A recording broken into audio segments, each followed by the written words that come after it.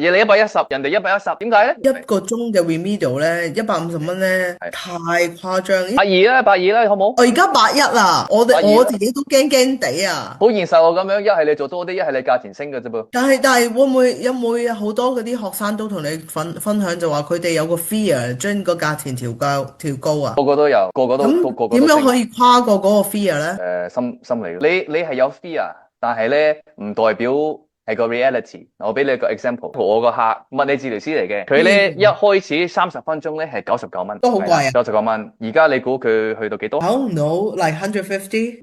佢而家仲滿過以前。係，因為咧，你個遊戲係唔同嘅。100蚊嗰個遊戲咧，其實多數啲人咧係睇你價錢。如果你玩150嗰個遊戲咧，多數啲人咧係睇你價值。哦，你明唔明我意思啊？如果你 compare 你自己嗰個價錢同其他啲人 compare 咧，梗係啲人覺得，呢個100，阿 Betty 有100，邊個有100，邊個100之中比較好咧？我揀嗰個。最主要係你嗰個 marketing 你要寫得夠準，唔係寫得多喎，係夠準。因為咧，你嗰個優勢咧，唔係你對手。雖然你係做得好，但係你個優勢咧係你係有護士嗰個 background，你係可以幫有 medical condition 嗰啲人，你識點樣去幫呢啲人，因為你有呢個 background。咁點解如果你有咁多 experience，你可以夾埋一齊幫你做嘅話，點解你 charge 100蚊咧？